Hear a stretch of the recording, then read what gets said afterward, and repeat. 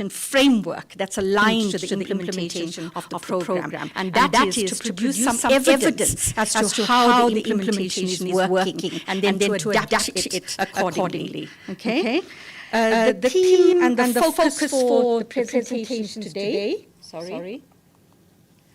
First, we're going to look at trauma-informed classrooms, and this is going to be presented by Ms. Ndebele. She's the Executive Director of the Oprah Winfrey Leadership Academy for Girls. We're then going to hear from Dr. Gold, who is a Senior Research Fellow in the Justice and Violence Prevention Program Institute for Security Studies, and she will be presenting on positive parenting. And the third presentation is by Professor Hunt, who's from the Adolescent Mental Health Africa Health Research, and she's the lead for that. And she will be presenting on the psychosocial support program strategy.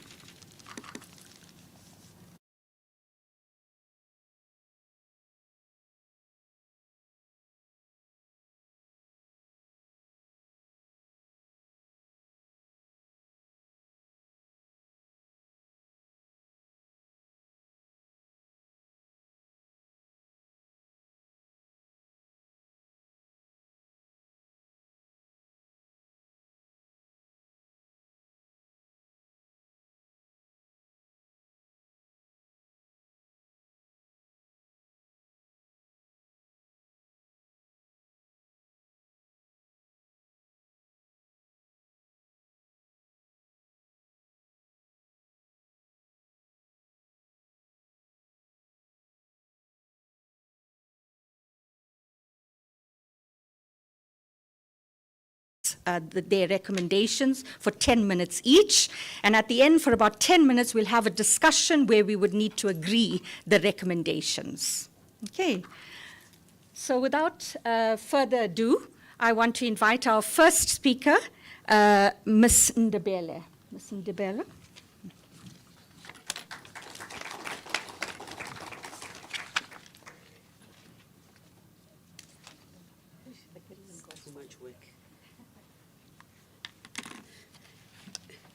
Good afternoon.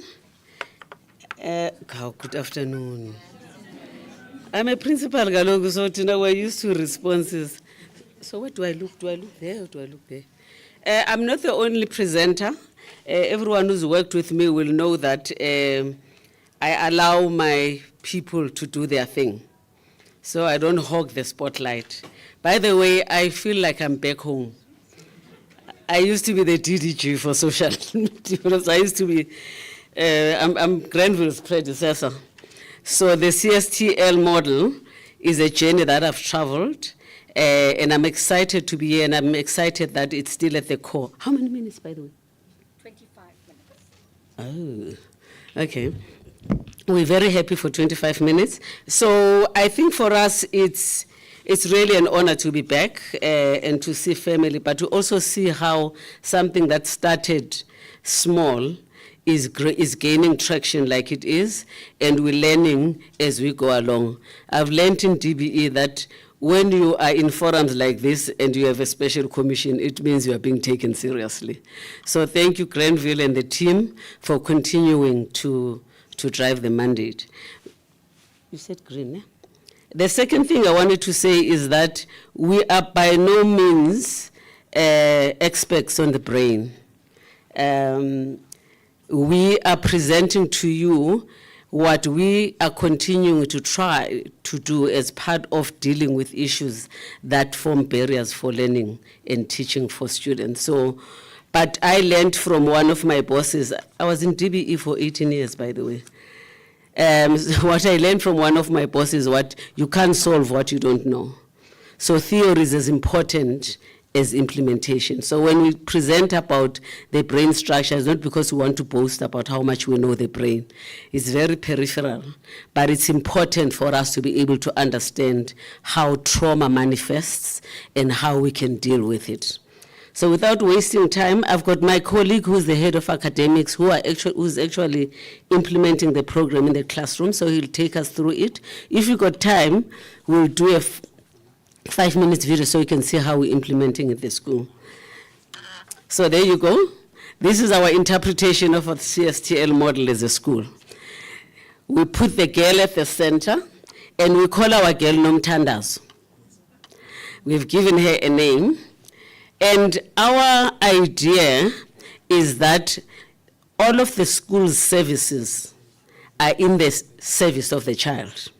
So whether you are a cleaner, how we evaluate, when we evaluate success, it's not metric results. It's the contribution of all of those people. So the cleaner is as important as an ed psych, as a teacher, because teachers can't teach if the child is not ready to teach.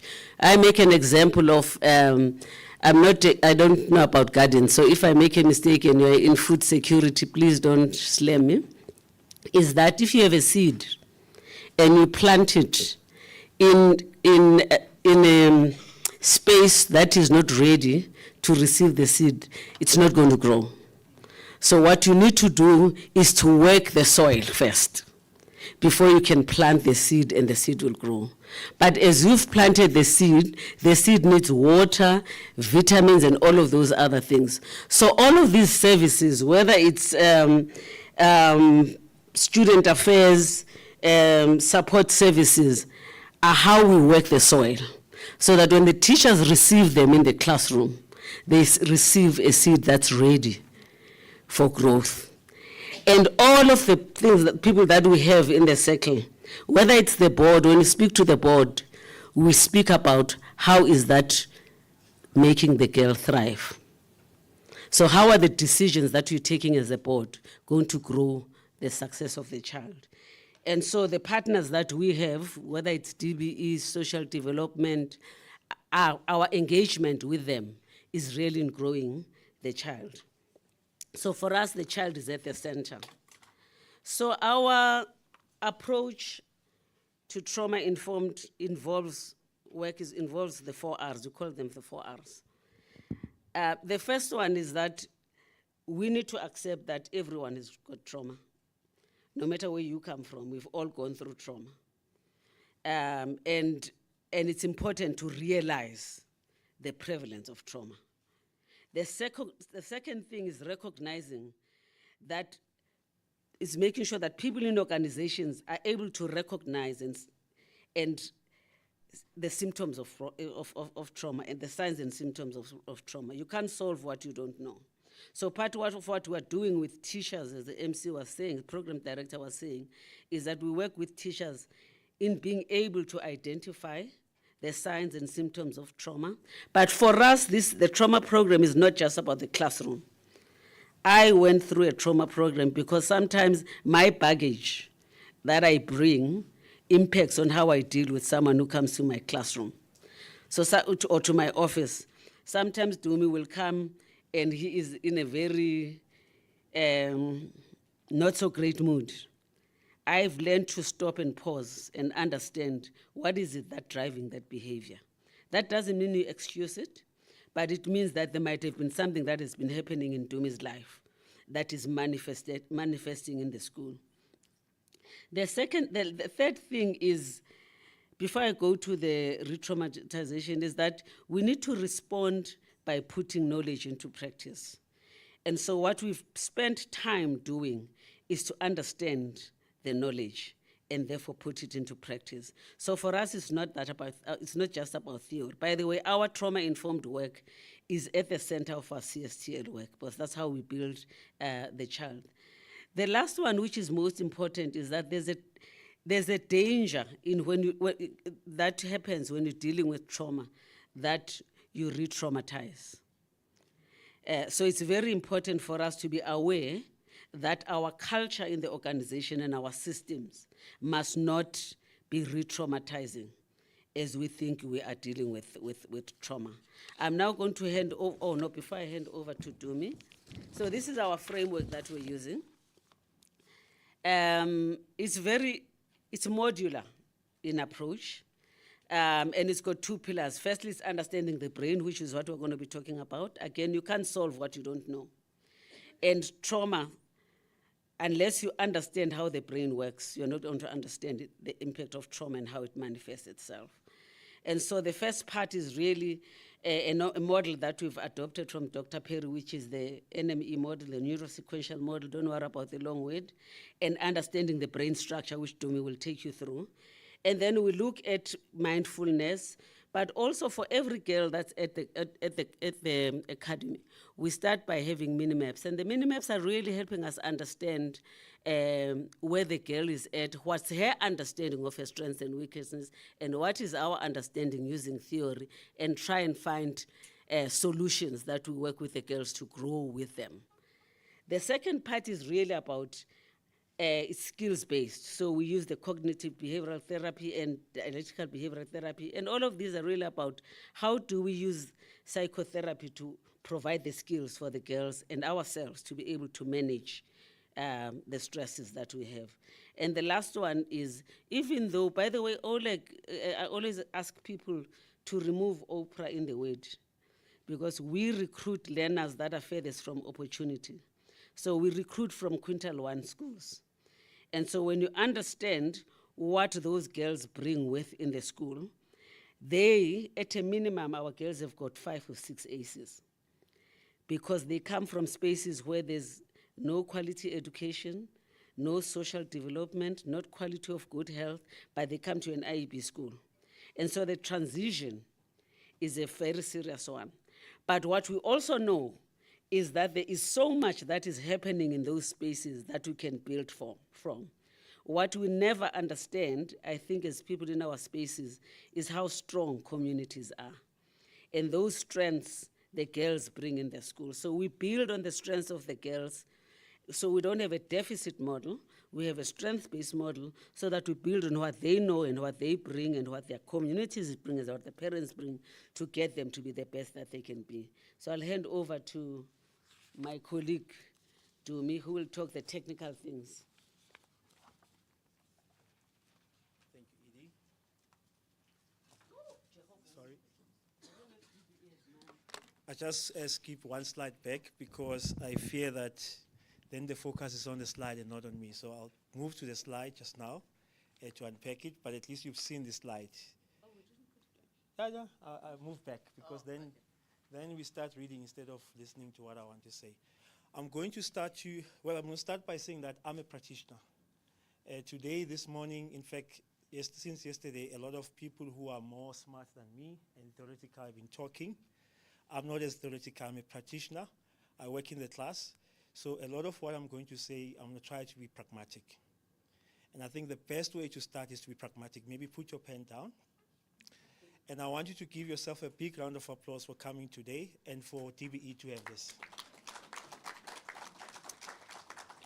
Now, that's not a special round of applause. I'm going to teach you how to give a special round of applause. And these are the words.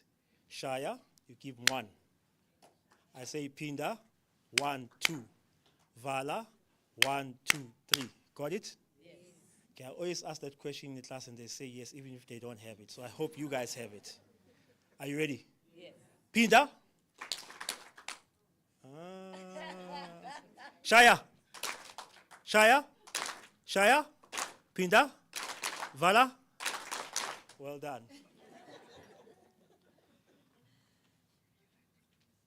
What I've just done quickly, it's a simple thing. It did not take a lot of minutes. I was making efforts, or rather attempting to regulate you. I was making an effort to regulate you. Key to engagement begins with regulating your students. Okay?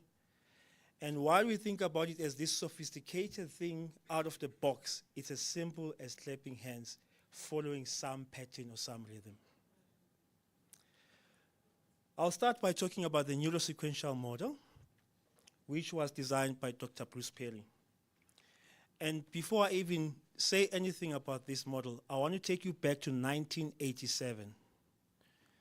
The Harvard Education Press put forward a very interesting work by Dr. Schulman, which became seminal work. And he wrote the words, "He who can does, but those who understand teach." And I think those statements were not complete. It should read as following in 2025. Those who can do, he who can does. Those who understand teach. Those who understand the brain transform. The work of Schulman was seminal in that it began to push us to think about pedagogical content knowledge, an amalgam between subject-specialized knowledge and pedagogical knowledge. I think the two-dimension framework is missing one other leg, which is understanding the brain. And really, that is at the heart of neurosequential model. It is saying that there is this specialized knowledge that sits in a different community of practice, that of psychiatrists and maybe even educational psychologists. Yet as educators, we are working with the brain, but we know very minimal about how the brain actually works. The specialized information about neurobiology and neurosciences is sitting in a completely different community of practice. So what this work does, it begins to present the intricate work of neuroscientists and neurobiology in a more palatable manner. What you see on the board there is a heuristic. We call it the NM heuristic. Think of it as a tip-down triangle with 4 parts. We can talk of it as 4 parts of the brain. The bottom part, the brainstem, and that part is responsible for specific things. Your temperature, your respiration, it is mediated in that part of the brain. The next part is the diencephalon, the limbic, and the cortex. And the goal of teaching as educators, we want to reach the cortex. In fact, the cortex is the part of the brain that makes us human as compared to other species. And so as we are educating, as I'm engaging with you, I'm trying to appeal to your cortex. However, neurobiology doesn't work like this. We talk of the cycle of communication. As I'm talking to you, there are things that sit in my cortex. They have to go down the middle part of the brain, down to my brainstem, into your brainstem, process in the middle part of the brain, and then eventually access your cortex. In that sequence of activities, a whole lot of things can potentially go wrong. And our job is to ensure that the path is always clear. Think of robots, we ensure that the robots are always showing green.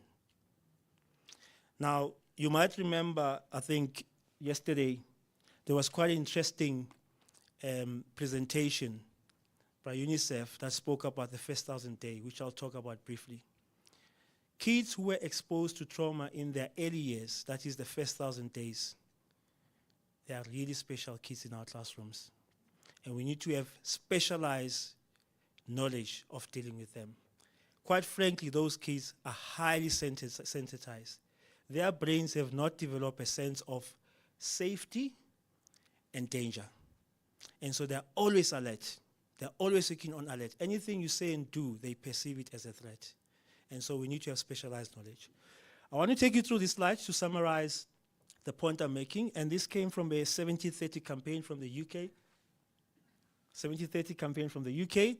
And there's quite interesting statistics that you can see in this infographic. But what I want to highlight is the middle part that says a traumatized brain is bottom heavy. So you saw I presented this heuristic. So a traumatized brain is functioning on the brainstem more than it's functioning on the other parts of the brain. Trying to teach them maths, they can't hear you because they're constantly working on the brainstem. So this shows the first 1,000 days. So the brain develops very rapidly in the first 1,000 days, starting with the brainstem all the way to the cortex. And the work of the limbic and the cortex also happen after birth or after 2 years as well. But most importantly is that experience do not have the same valence through development. So those kids that experience trauma early, it has a lasting effect on their well-being and whether they succeed or not in the classroom. And those are the kids that we deal with in our classroom. So then how do you create rather safe spaces in our classroom? I think the key is in this diagram. When we dose stress that is unpredictable, extreme, and often prolonged, we create a very sensitized or weak stress response system. What schools and classrooms should do, they should create routine where the stress is predictable, moderate, and controllable. That's how we begin to create resilience. So as teachers, I'm in a classroom, we must think about how we sequence our activities in a lesson so that the amount of stress we're dosing every time, there's a fair amount of predictability. In cases where we cannot be predictable, we have to communicate, right? Sometimes when I teach, I say to the girls, I'm going to give you a tough question. Often they laugh because they don't find it as tough. But by just saying that, you're activating them to be aware that something out of the routine is going to come. And they should be comfortable with not being able to put their handles on it. So this slide shows the different parts of the brain. You will see that if they are not calm, I don't have a laser, and I'm tempted to move to the front because I'm a teacher. I'm sure I can. Perfect, now I'm free. So you see that if they're in terror, only 10% of their brain is active. Right? Think about those lessons where teacher starts by shouting, and then you think you'll teach. Good luck. Where we want to get the kids is when they are calm, because at least 80% of their cortex can be accessed. I'm moving fast because I've got 3 minutes now. And so the key thing as we work with the kids, we must begin by regulating them, and then we relate to them. Only then we can reason with them. And often in crowded classroom, people always question, how can you relate with 60, 80 kids? Doesn't take long to connect with people. Eye contact, being present, are some of the most simple and pragmatic ways of connecting with kids. When I say, how are you? Yeah, fine, thanks, you're not connecting. If I ask you, how are you, then I must be really interested in hearing, how are you? Otherwise, I must just say, good morning, have a lovely day, have a lovely day. If you ask the question, how are you, you must be interested in listening. We spoke about, by the way, we're going very fast on the context, right? If we want to go deep, we'll have to set another session and go deep. But we spoke about teachers being conscious of what happens in the classroom.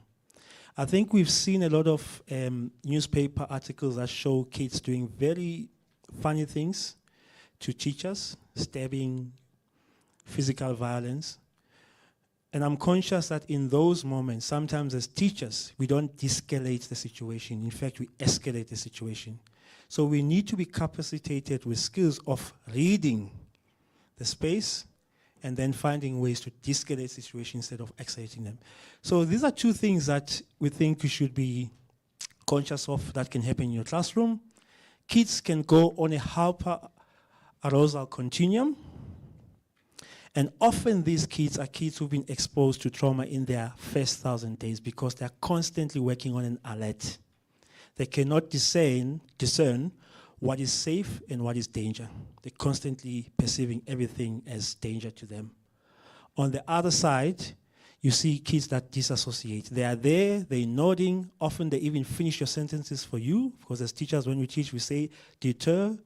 They can do it, they know the language, but they are not there, all right? And so we must be conscious of reading that they're now off, and we must find ways of bringing them back. And that is us in a nutshell. Yes, on time. Time is up. Time is up. Thank you.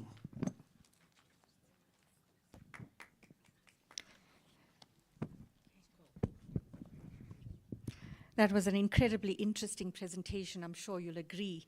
I was quite struck by all of the information that was shared, particularly on the last issue you talked about how teachers need to identify the signs of potential trauma that students are experiencing, which Ms. Ndebele also picked up on. But we'd now like to open up for questions. We've got 10 minutes. I forgot to mention that my colleague Tseteko is the timekeeper, and she's very strict. You would have seen her putting up 5 minutes and 2 minutes. So we've only got 10 minutes for questions. Anybody has a question?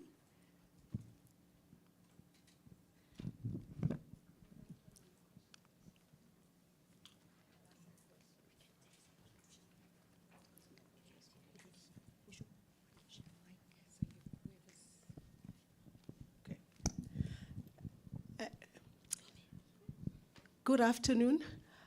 I didn't catch the name of our presenter, but all I want to say, it is not a question, it is a comment that what he is sharing there with us, it's nearly the same.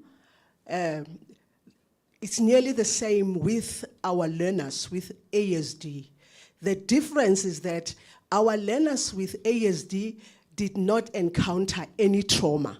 They just have the neurological, this condition, autism, which is a neurological. But if, Ndade, you can share with other teachers about what you are sharing here, maybe go and do some reading about autism, you will see that you know, the sensory issues that you're talking about, they really apply for our learners who are on the autism spectrum. So if you share with the teachers, they will be able to deal with our children, because you're talking dysregulation. Because one of the issues that make our teachers not be able to work with our children, because they try to work with our learners when our learners are not regulated. Okay, I'm just wondering if you have a question. No, I don't. No.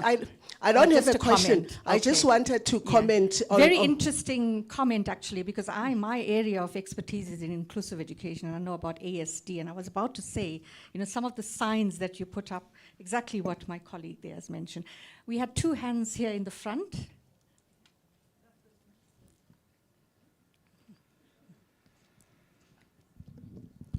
Thank you so much. Firstly, I wanted to appreciate the presentation, even though it was very summarized, but very interesting. But then there's a statement that he made with regard to the amount of stress, that you've got to make it predictable, if not communicate. I wanted him to explain a bit more on that, if it's possible. Okay, thank you. Immediately. Okay. Yeah, so the idea of stress, I think we all think is a wrong thing. It's actually a good thing, right? The fact that we came here, there was an amount of stress that made us wake up, do a presentation, and present to you. But we're aware of what we're expecting, or what we're expecting. We knew that we're coming to present to professionals, right? So it's always important in the school year that you send your planning ahead of time. Term 1, this is what you will do in this subject. These are the days you're going to write a test. These are the days you're going to write an exam. The schooling day will be cut. If possible, if we can make the days to mirror each other. One day the test is at 10, the next day the test is at 2. It's dysregulating.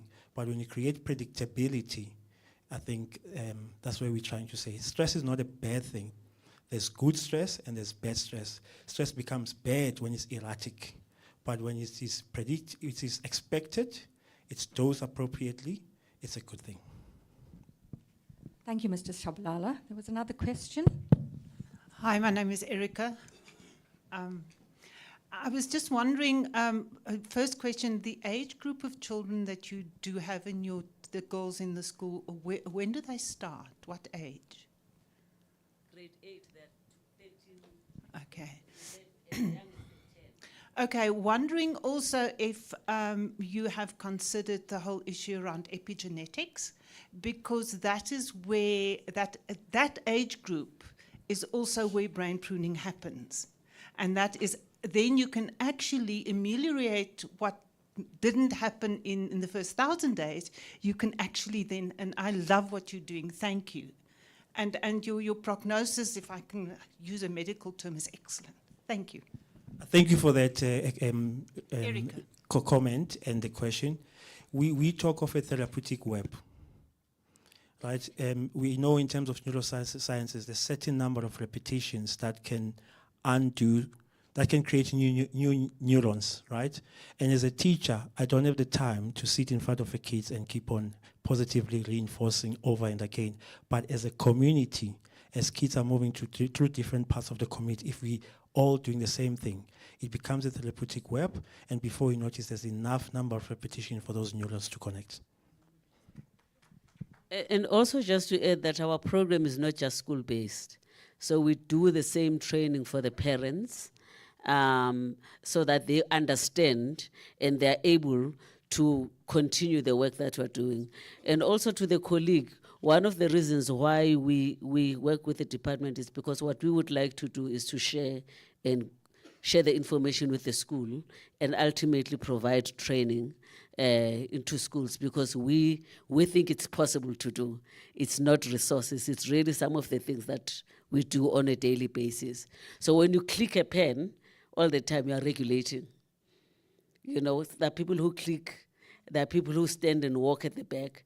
The point is that the teacher in the classroom must understand that when a child stands up, they are not disrespectful. It's because they need to regulate. Thank you very much. We've got about 5 minutes left for questions. Any other questions? Yes. Is there a mic? Where's the mic gone? On this side. It's on the right. Okay. So the lady with the red first. You want to go first? Okay. Thank you. Maybe not a question per se, but a comment to the previous commenter, the lady who spoke of children with neurodiverse challenges and trauma. And just to shed some light on trauma, that it's not always physical trauma that we experience in the physical world.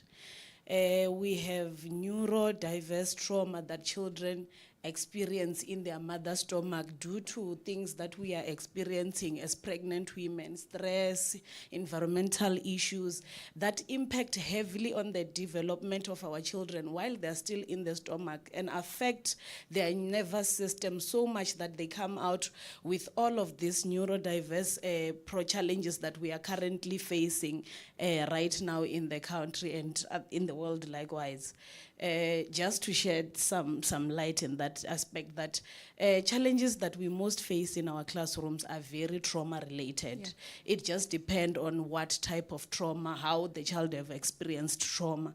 And most of those traumas are not necessarily traceable because you find that the child has experienced this in the mother's stomach, who the mother is also not aware that whatever that she could have experienced at a certain point of her pregnancy would have affected the child to an extent where it would affect the nervous development of the child. Thank you very much. Sorry, I forgot to say that when you are asking a question, if you can just introduce yourself and tell us. Sorry, my name is Awelani Mamburu. I'm from Shona Quip Social Enterprise. Thank you. And then our last question, we'll take one more question at the back.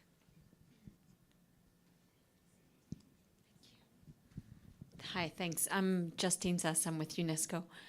I was wondering if you could speak a little bit about what the training actually looks like for teachers. It's quite interesting to see from a theoretical perspective, but how do teachers actually, take it in and understand what it means for them in the classroom? Thank you. That's a good question. You shouldn't have cut our presentation. It's quite long, it's quite involved, but it begins with getting on top of the theoretical language, because we are saying that there's specialized knowledge that sits in a different community. So we subscribe to the NM heuristic because we believe it waters down the complexity, but not to the point that we lose the essence of the knowledge. So it begins with that. And once we're on top of that, we then move over to the next section where we begin to show teachers pragmatic ways of seeing these things and regulating kids. But also as a school, even how we articulate our year, it's with that trauma lens. It's long, it's involved, it can be done, a series of modules. I'm tempted to say how many. We've got modules. Sorry, can I just say that as much as we're focusing on teachers, as a school, every person that starts a school is trained on the trauma-informed approach, because it's also about those relationships. We'll share the video. Yeah, and Ms. Bonarang earlier also told me that they are also planning a training. Was it in April, did you say? The training for teachers and other stakeholders like learning support agents and so on trauma and how to identify children that are experiencing trauma. We'll go to our next presentation, and this one is on positive parenting by Dr. Gold.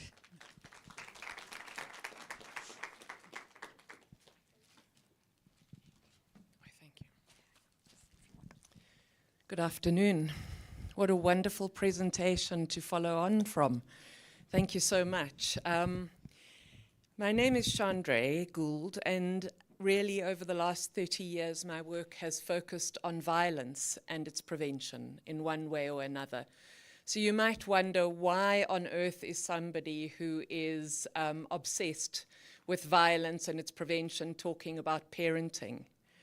And that is because we know that parenting is the way in which we parent. The kind of violence we experience in our households can be addressed through addressing parenting skills. That's what the growing body of evidence is telling us. So today, I'm going to really start with my key message, if you like. Nope, I'm not. I think we've got an older version of the presentation up, but never mind. So my key message, or the punchline, if you like, today for my presentation is that parents have a key role to play in their children's lives and well-being. And that's quite obvious to everybody who is a parent in this room. So when parents are supported and are well, their children do better in life and at school, and we prevent violence. And when children feel supported and have good relationships with their parents and their teachers, their school outcomes will be better.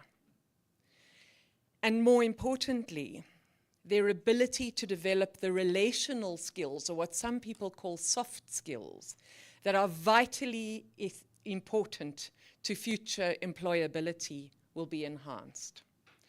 So what I'm arguing is that a close, responsive, mutually supportive relationship between teachers, parents, and learners is absolutely key to achieving better learner outcomes and to creating enabling environments at school for learning, environments that are not violent.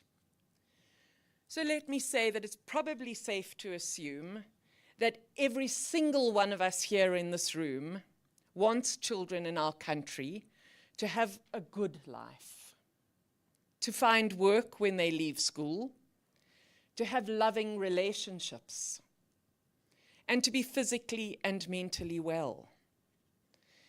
And families and schools have a key role to play in that.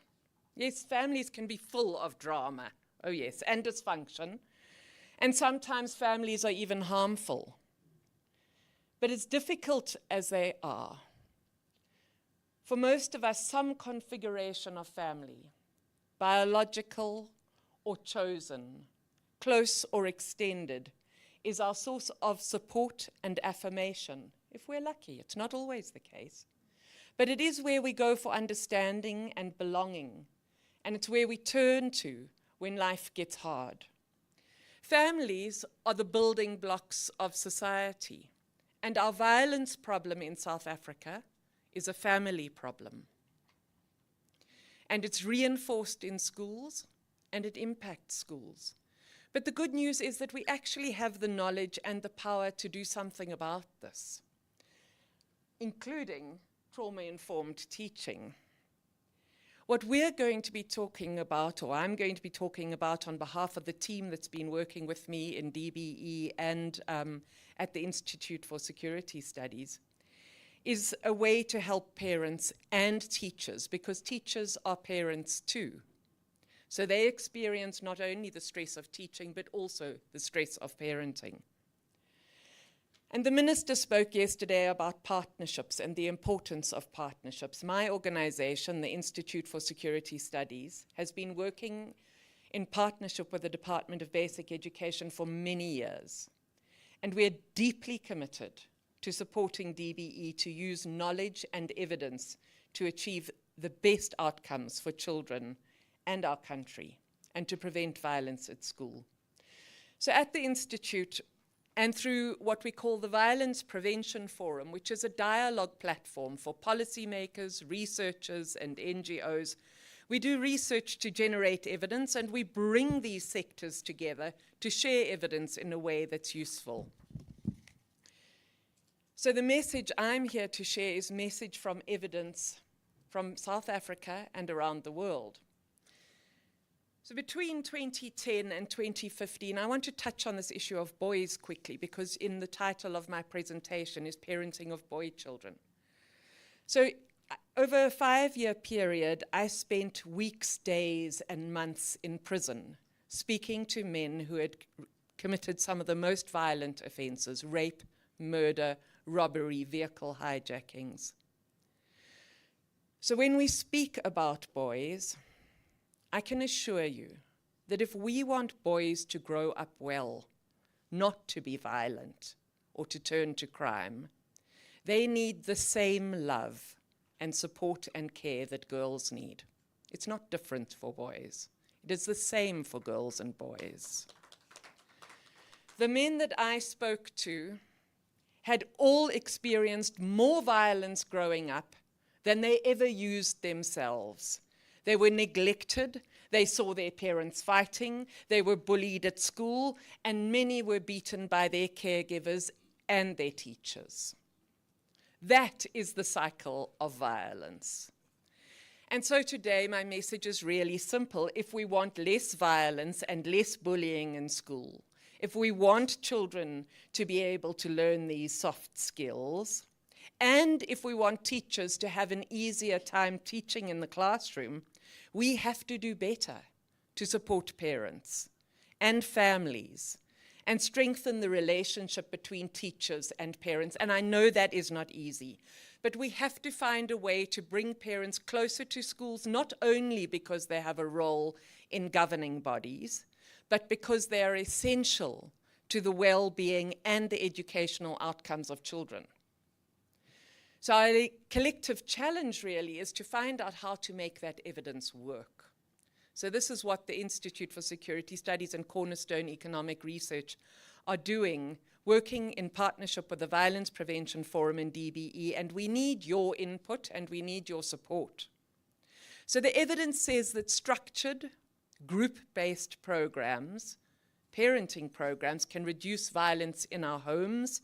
They can make families stronger and healthier and better able to use the opportunities that we are putting before them. And we have the policies and plans that recognize this, including the Accelerated Program of Action for Children, which is fresh off the press at the end of last year. But these programs are not only good for parents, they're also good for teachers. A teacher in my community participated in a parenting program and applied her knowledge and skills in the classroom. And she said, I had a very difficult boy in my class, and I used the techniques on him, which is really about spending special time, giving focused attention.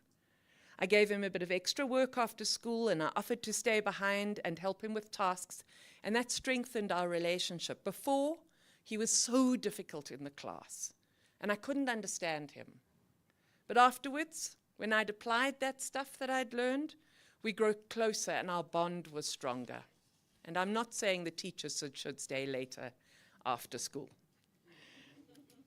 But the research suggests that teachers feel that parents are not involved enough in their education, and that makes discipline difficult. And parents find it challenging to access schools and understand how they can help. So this, I think, is where the CSTL framework is so important, because the CSTL framework makes schools the center of support for teachers, learners, and parents in their communities. And I believe that teacher unions can be powerful allies in the efforts to scale up parenting programs for the benefits both of teachers and of children. So I want to talk now just a little bit about what the evidence says about the problem that we face and then about its solutions. So some of you may know that there was a study started in the late 1980s that really kicked off in 1993, the Birth to 30 study. It's a longitudinal study that has been following children over the last 29 years, and it actually has now 3 generations of people in it. So it's a very valuable source of data, particularly about violence. And you spoke about ACEs.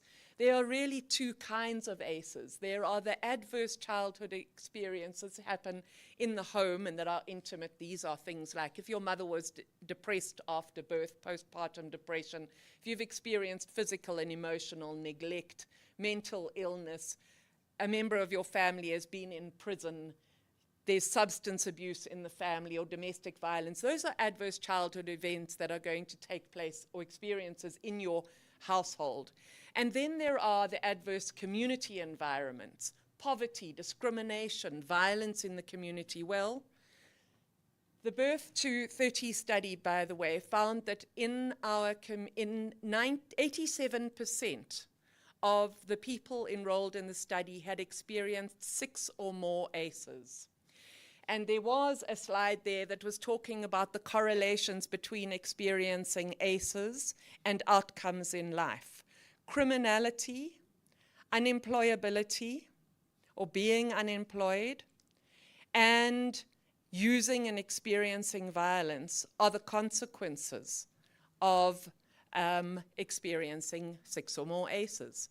So the schooling system is directly impacted by adverse childhood experiences. So how does violence impact our life outcomes? Also, the Birth to 30 study tells us something really important about experiences of physical violence, because physical violence is correlated with incomplete schooling. You are more likely to leave school early if you've experienced physical violence. Sexual abuse, early in childhood and even through your teens, more likely to be the recipient of a grant because you're unemployed, more likely to experience psychological distress, of course HIV infection, but also incomplete schooling. So violence is seriously impacting us. Have a look at emotional abuse, and emotional abuse is where we're talking about a parent or a teacher who says, "You're useless, you're a rubbish, you'll never achieve what you're setting out to achieve. Who are you?" That's emotional abuse. Also correlated with incomplete schooling, criminality, and psychological distress. And witnessing your parents fighting at a population level is correlated with criminality and community violence. This is no surprise, really. I think it's just common sense, really, but we have the data to prove it, that when you are living in an environment that is violent, where you're seeing violence and you're afraid of violence every day, you're more likely to use substances to self-medicate. So you see the correlation between all the things that we are trying to address to remove from society and violence.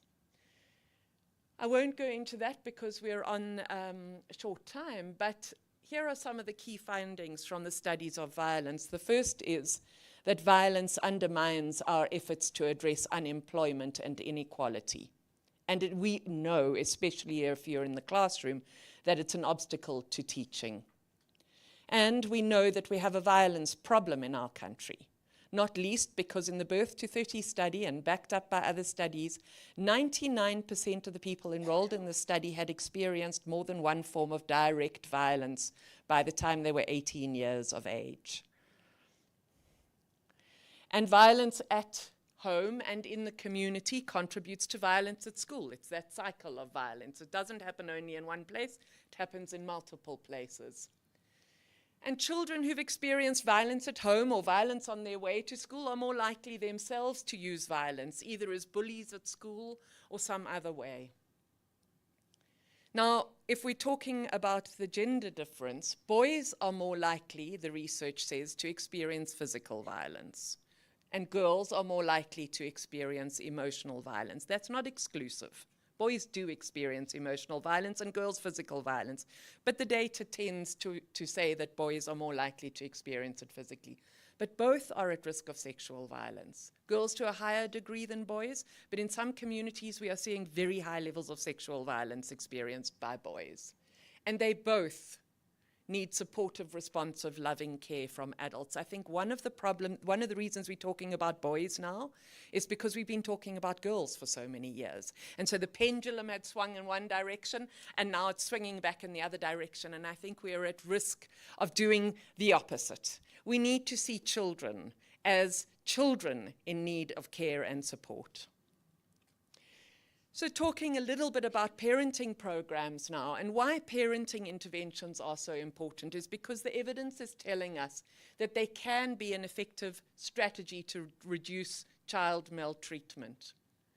They also can be scaled up, and we are seeing at the moment, not least because of the INSPIRE framework, which is an evidence-based framework to prevent violence against children, promoted by the World Health Organization and my organization and others, is showing that across the world it is possible to scale up parenting support and parenting programs.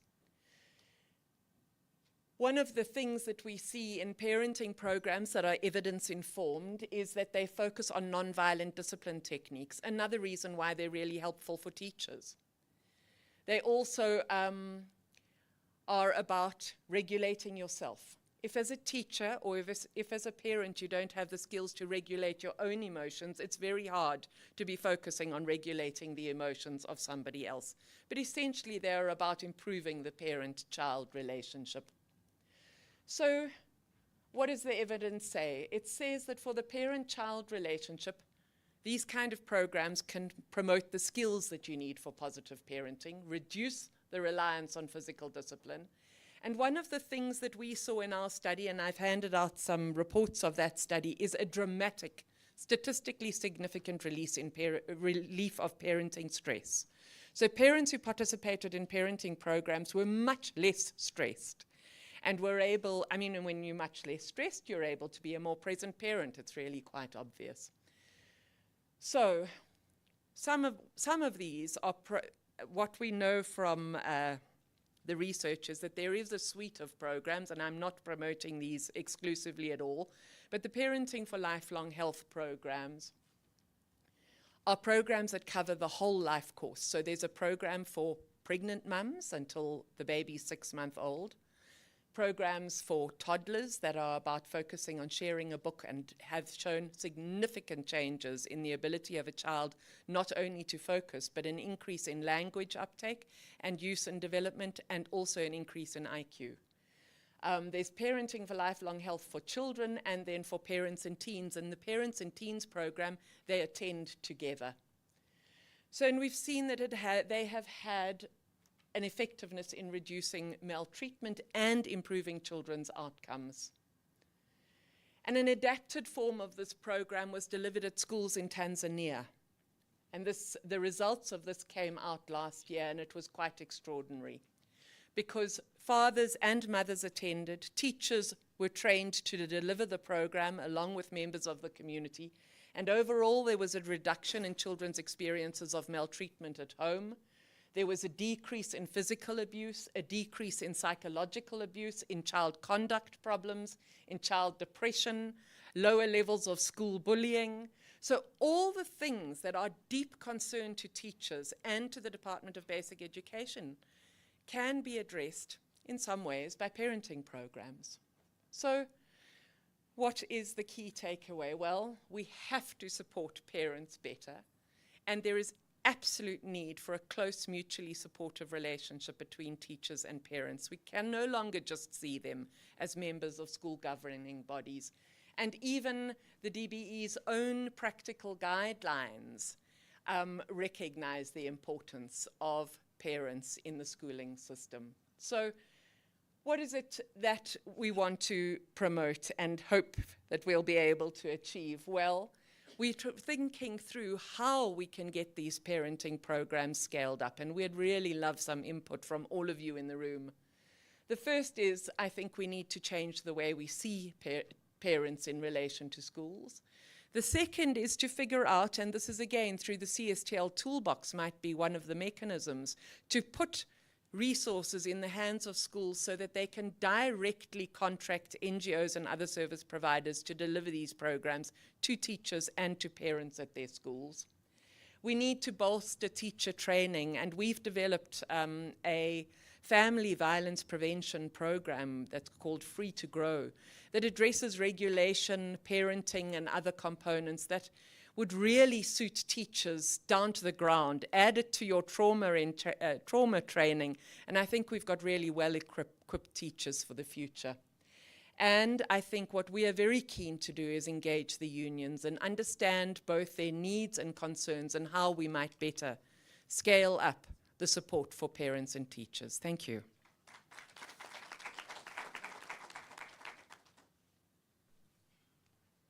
Thank you very much. I'm sure you'd agree that's another really very interesting presentation. It was interesting when you were talking about adverse childhood experiences and the impact that it has, on children and the impact of violence, sexual abuse. And what struck me was the incomplete schooling, because we have just started a project in the Western Cape on dropouts, and we're looking at what are the school factors that impact on the dropout. I mean, the dropout rates are really high nationally. And my colleague, Liko Bottomon, who's sitting here, who's a director in the social inclusion at DBE, is our PhD student on the project, soon to be Dr. Liko Bottomon by 2026. So it's interesting, that the research and evidence is so important, to inform policy and what we're doing. So I'd now like to call upon our questions. 10 minutes. Tesecho is doing an excellent job by keeping time. So we've got 10 minutes. There's a couple of hands on the left-hand side. Professor Mosita in the front first, and then if you can just introduce yourself and where you're from. Thanks. Should I stand or can I ask from sitting? If everybody can hear, that's fine. Oh, thanks. I'm Sina Mosito from Nelson Mandela University. Thank you very much for a very interesting and really valuable presentation and sharing your insights on this issue of supporting parents. I have a lot of postgraduate students who want to do research on one topic and one topic alone, the absence of parental involvement in schools. So my question is, how do we get parents to school? Because I agree with you that it's a common place from where we can actually bring collective support to them. But the most important thing is that we just can't get parents to school. Any tips on that? I think you're probably the expert on that. But I think that one of the things that I've noticed, certainly in the schools that we've worked with when we were testing these parenting programs, is that parents come to school either when they are concerned or worried about something, or when they want something or can gain something at the moment from becoming to school. But I think what we have found is that when you work with the parents who are willing, it's the parents who don't want to come to school probably whose children are the most difficult. Those are the hardest ones to reach. So I'm suspecting that the way that we go about this is by starting with the willing and then growing from there. But I saw Dr. Watson probably had some good ideas on this as well. Would you mind if we take Dr. Watson's question next, because it's linked to what she's just speaking about, and then we'll come to the left. Is there a mic? Yeah.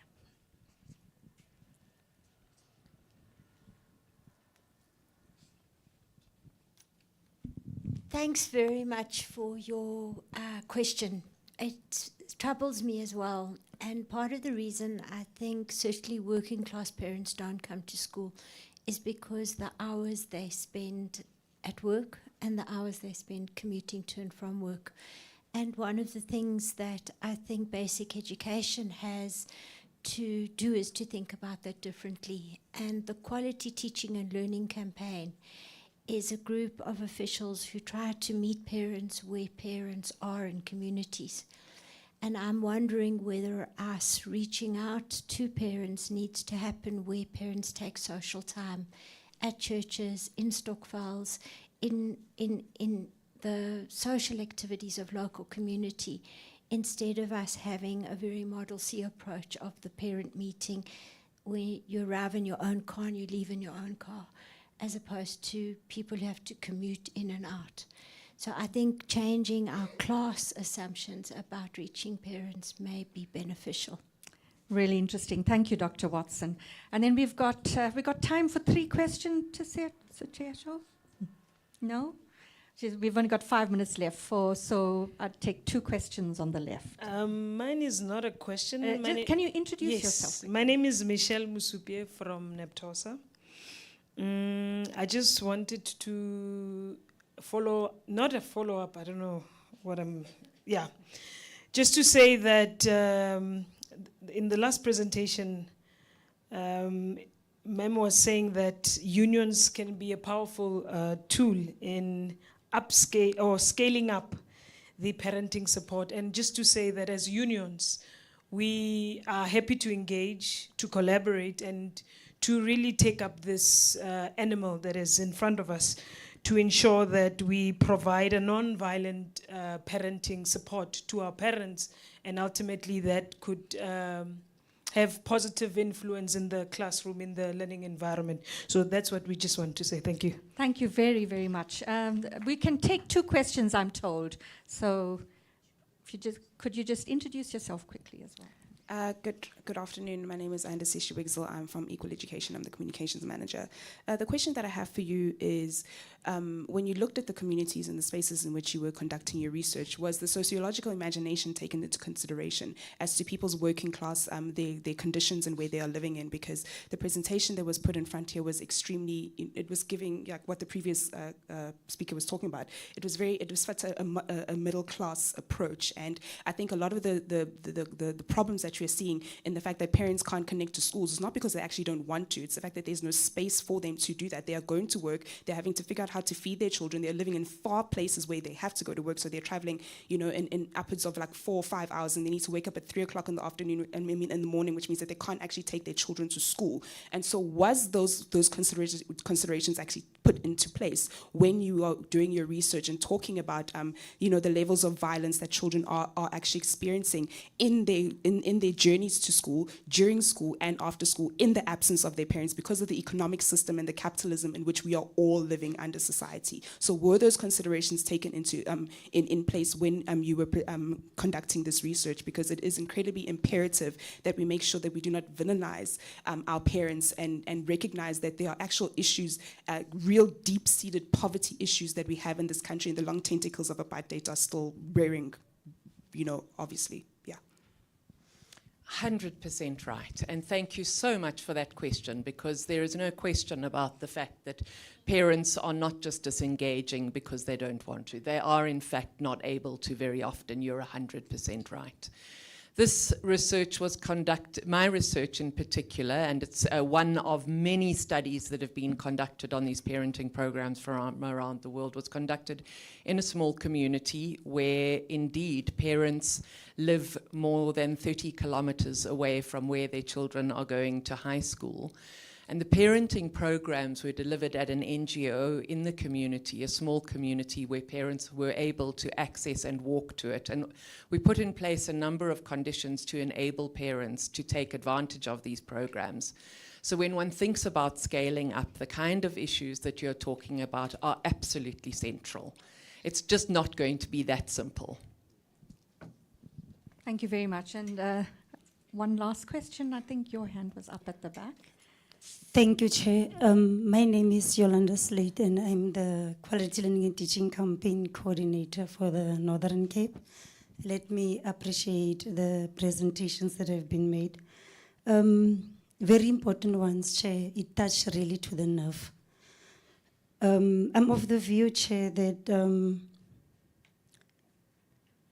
as we holistically develop these children, we need to look into indeed what the study has just proved now, but we need to break it down a little bit.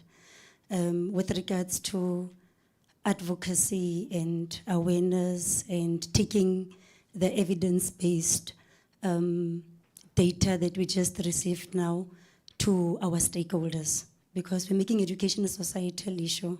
Therefore, bulk of the audience that we really need to also target are those there at that village, you know, parents that really, or communities that really are very vulnerable, that needs to be taken alongside with regards to the evidence that you just. So I would like to put to Mr. Liko Potterman that through the CSTL, we can have parent and child communication, because we need to also strengthen that.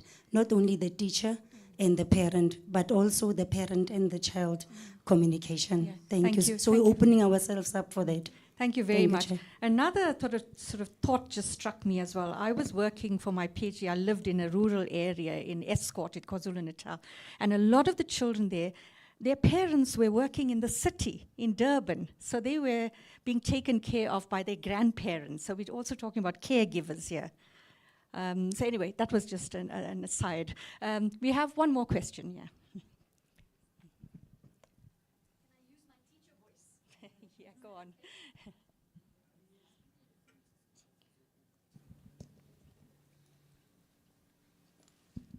Good afternoon. My name's Diane Williams. I'm from the Western Cape Education Department.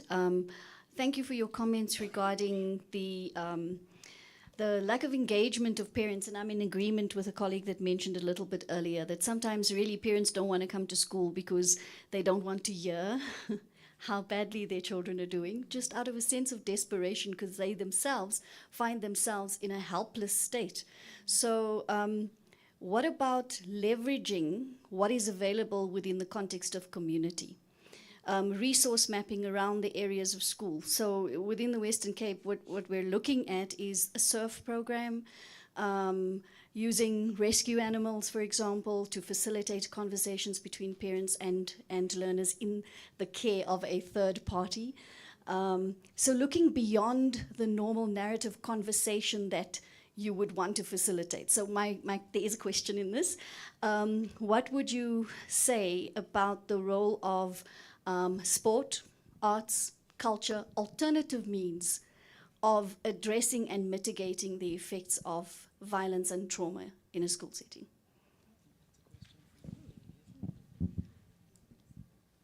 Is it a question? Okay. No, I think in our CSTL model that we presented, all of those services come into play. We do believe that ensuring that young people are not just engaged academically, but they engage in sport and the arts, and schools can do that, is very important. And it does, in fact, is one of the ways of regulating. We work with girls, but it is a way of regulating. So it's central for us. It's fact that our school is compulsory for our girls to take one sporting code and do an arts program, whatever that arts program is. So I think what you're pointing to, which is really important, is that there's no one solution.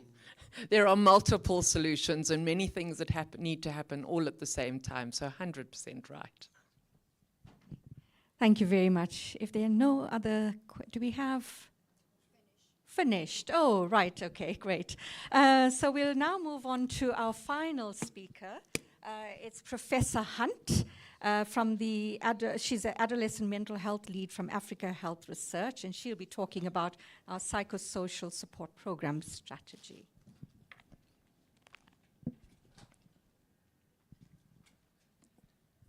Thank you. So I'm going to practice what we preach a little bit and steal from my colleague earlier, because I'm aware that as I'm a psychologist by training, and that often when we've been dealing with things that are very emotive, it kind of brings us into quite an emotional space. And I'm going to be taking you out of that. We're going to be talking about strategy and planning and lighter things. But firstly, I want to share a minute of my 20 minutes that are being quite strictly policed. If you'd like to stand up and stretch or breathe, just to kind of shift the energy a little bit.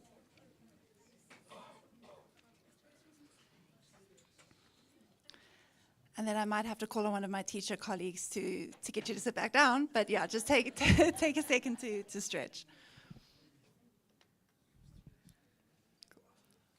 Works. Cool. Yeah, exactly. Okay, thank you so much.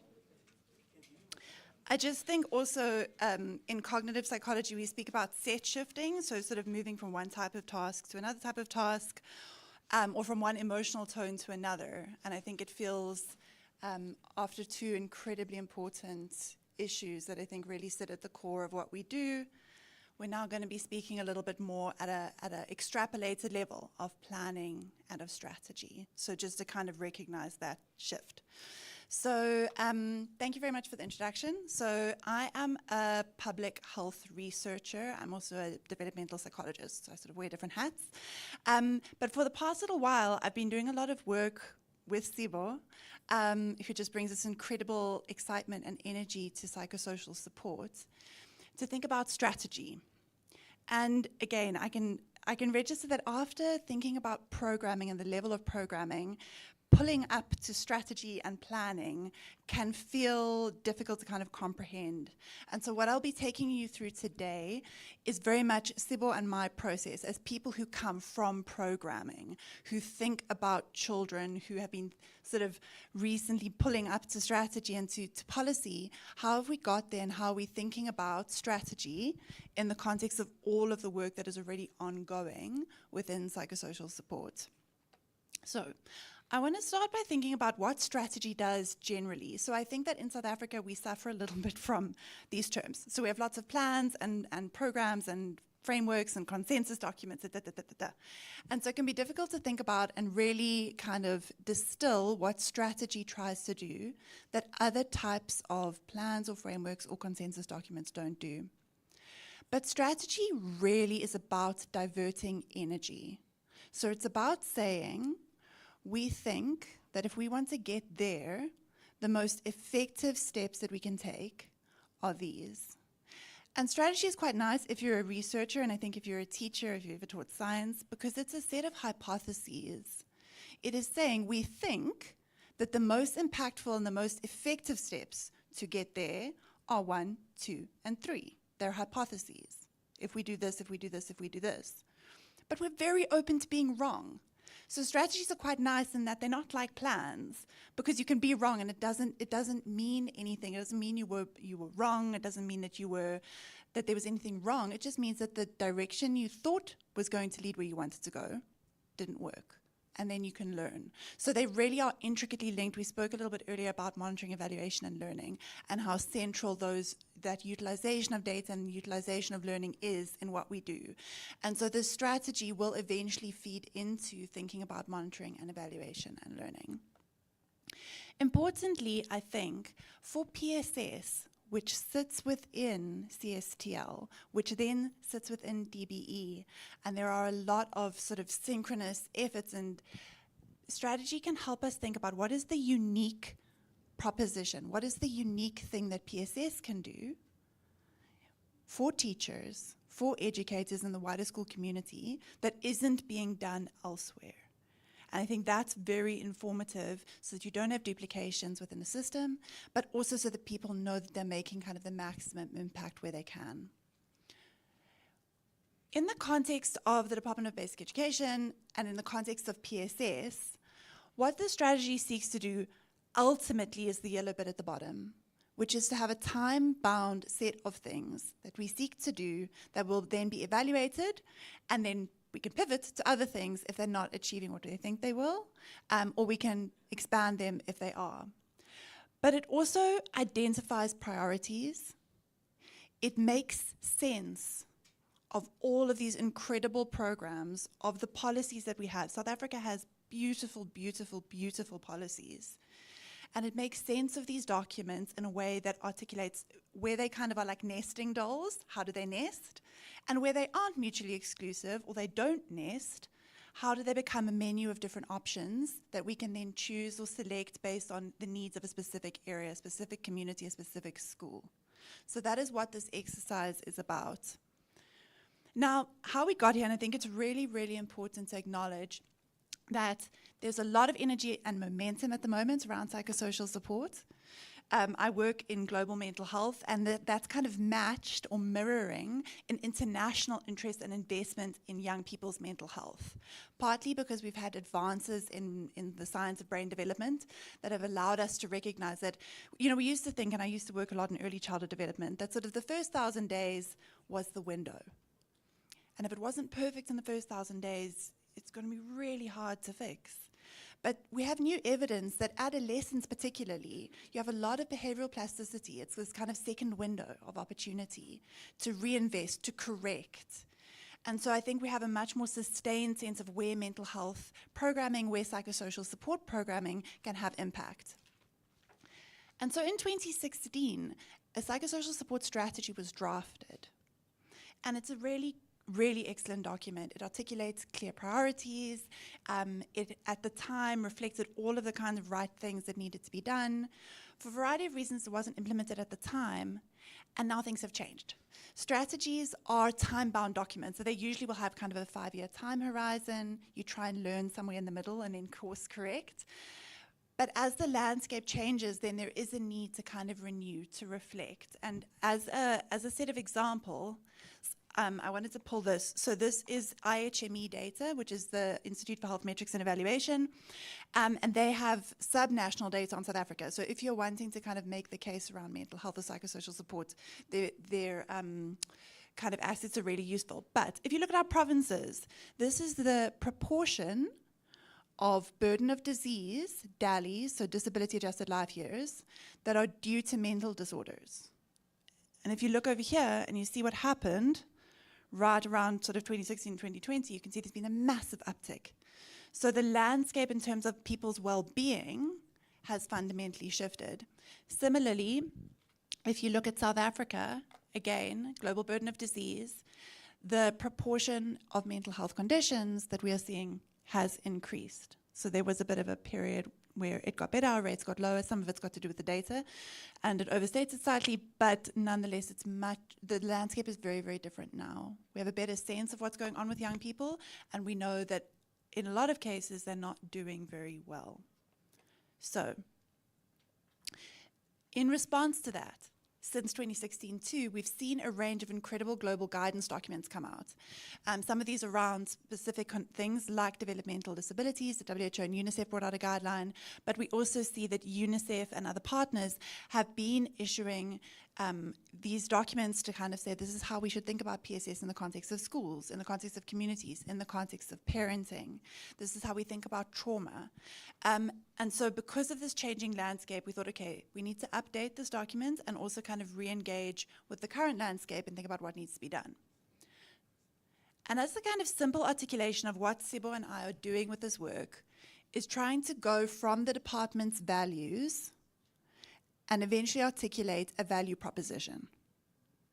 So everything has to be grounded in the values of PSS. What is the value? What is the vision? It's young children, and it's that they thrive. The unique value proposition are the actions that PSS needs to take to get there. So the process that we've been engaging sort of follows these steps roughly, which is firstly to connect with what does the strategy need to do.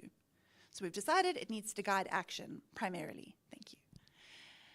Then framing very specific questions. Who do we need to speak to? What is the time? When do we need to produce it? Who do we need to workshop it to? So this is all part of that. And then a lot of the groundwork, which is formative work. So it's to diagnose in the current South African PSS landscape, in DBE, what programming is there? What policies are there? What frameworks are there? What is the coverage of programs? What are the key challenges? Engaging with a lot of key informants to ask from SASAM's perspective, what is going on? From the perspective of a principal, what is going on? From the perspective of learners, how do you feel like your mental health and your well-being is catered for in schools? And then trying to distill what are the gaps, what are the things that are going really well, and what are the opportunities for the next 5 years to really kind of consolidate.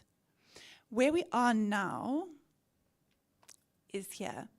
which is having these engagements to really prioritize from the universe of opportunities. A lot of things are important to do when it comes to mental health, when it comes to psychosocial support in schools. Lots of things are potentially very impactful to do. And it's usually nice to sit with things that are either important or urgent, and you can say, well, it's not important and it is urgent, or it's not urgent and it is important. Unfortunately, many of these things are both urgent and important, and yet we still need to distill. We have a finite number of people, there are finite resources, and so strategy is a way of distilling from this universe of options. What we've learned so far through this process of kind of reflecting on the data in South Africa, looking at the literature, engaging with key informants, and looking at our existing programming, the one set of lessons are really around a kind of ecological model around a school. So I'm going to speak about that a little bit. So at each of the ecological levels, kind of emanating out from the learners, there are specific needs and there are specific niches when it comes to psychosocial support.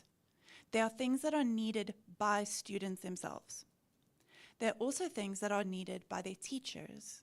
And that has been coming up again and again and again, and we've been speaking about today. This is a PSS strategy for educators and for learners. And the role of educators in this ecosystem is really being recognized by stakeholders as something that is a key priority. But also there are issues around the role of psychosocial support leadership. So what do principals need to know about psychosocial support, that they can advocate for it, that they can be kind of role models within the school, that they can spread the word within their communities, and that they can monitor that programming is being done by teachers for teachers, by students for students, and within the kind of wider ecosystem. And then running sort of parallel to that, we know we have these additional structures. We have learner support agents and the teams that support them. We have our district-based support teams. We have our school governing bodies. And there are questions around, what does psychosocial support look like? Is it implemented by these people, by these groups? Is there something that needs to be delivered to these groups and these people? And so what we've learned around the kind of ecological framework is that there's definitely a need of something for everyone, but what that something is needs to be tailored. It needs to be tailored to the needs, and it needs to be tailored to their role within that ecosystem, be it advocacy, be it leadership, be it both, or be it as recipients of programming. We also have found again and again that taking a life course approach to this work is absolutely fundamental. So what we see, and I mean, part of this has been really in flux in the past kind of 5 years because of ECD moving, but ECD is the most incredible sector for learnings about life course approaches because it's fundamental to the sector, because children develop so much between 0 and 5 that you constantly have to be responding. The needs of a 1-year-old, needs of a 2-year-old, 3-year-old, 4-year-old, 5-year-old are vastly different. And yet we haven't necessarily been pulling up that kind of disaggregated thinking about age to our 15-year-olds versus our 17-year-olds versus our 18-year-olds versus our students who are a little bit older but are still in matric. And so taking an age-sensitive approach is really important. And what we're learning is that when it comes to social, the social in psychosocial, we're a bit better at that. Because obvious things come online at different ages. Child abuse and neglect happens, is more visible at certain ages. Pregnancy becomes more visible at certain ages. But when it comes to the psychological piece, we are not as good at the moment, generally, as a community of practice, it's not the sector, but as psychologists, as people who program in this area, of thinking in a really age-sensitive way about what needs to happen. The other things that came up, and I wanted to put it in this quite aggressively colorful block, because it's felt through the course of these consultations and looking at the evidence that these things are coming, and they are coming with stories. They're coming with color. They are coming from people who are saying, and from the evidence, and it stands out in data, and those graphs are particularly illustrative, but there are thousands other like them, that these are some of the most pressing issues that the sector needs to respond to. And I think if we start here, and I'm going to call out a few of them, some of them have come up today. So issues around trauma, and how do we think about being trauma-informed in the work that we do? How do we think about disability and difference in the context of psychosocial support? When we know, I work a lot, so I work in Mkanyakure in northern KZN, and we know that when we see adolescents who have depression and anxiety, they very often have ADHD. And they're depressed, or they're anxious, or they are maybe taking drugs, or they're being a bit naughty at school, because that learning environment hasn't been working for a really long time. If you have attentional difficulties, school is not always an easy place to be. And so that cascades. We speak in developmental psychology about sort of developmental cascades. A problem in one domain at one age results in a problem in another domain at the next age. And how do we begin to think about that? We've also been thinking, and this has come up a lot, that identification. So if you look at the excellent policies that we have, like the white paper, we have the integrated school health policy. One of the mandates of DBE is around identification and referral. And yet, when it comes again to mental health and often to kind of social issues, we aren't that good at identifying everything equally. So, sorry, I was taking a dramatic pause for the photo. I was like, you're going to get me mid-sentence. There's a story behind that. But, but we only refer things that are visible. So if you speak to teachers about how they refer, it will be the naughty boys. Because why? Because it's visible. It's not the depressed girls. Now again, for the poor boys, they're probably being naughty because something's really going wrong, right? So again, the type of referral they may get may not be the best fit to actually what's going wrong. With adolescent pregnancy, again in KZN, a big policy priority, we know that the pregnancies are often only identified when they're visible, which is quite late. So what we're trying to think about is, with red flags, what are the red flags approaches to identification that are not overly reliant on highly visible things that we know will differentially be identified for boys, usually. We also want to think really carefully about core competencies for PSS. So what are the types of competencies that a teacher should have in order to have a psychosocially friendly classroom? And what are the core competencies that a principal might need to have? We also are thinking a lot about what teachers need themselves. So I think it can't be overstated the role that teachers' own trauma, that teachers' own challenges play in how they manage PSS in the context of their classrooms. And then I think one of the final things, because I've got 5 minutes left, is that there is a huge, huge opportunity to use data better.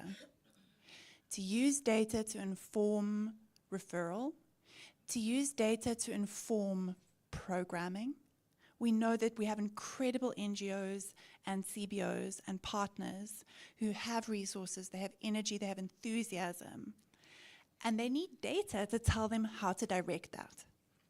Data and a clear mandate from the sector to say this is what's needed, these are our priorities. And the data fundamentally informs that. If we know how many children have ADHD in a classroom, if we know how many children are depressed or anxious, if we know how many children have been referred in a month or in a year, we are much better able to see what our programming needs are, and then we can kind of build coverage to match that.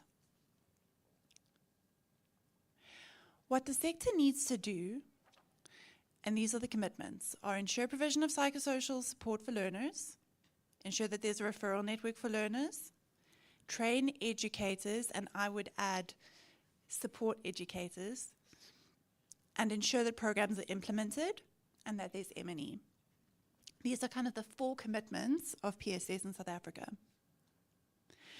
And so what the strategy is going to do is it's going to take the very loud block of priorities. It's going to take what we've learned about the life course approach, and it's going to take what we've learned from an ecological perspective and put it through the lens of the sector's current strengths, weaknesses, and then the external opportunities of and threats, and result in strategic priorities.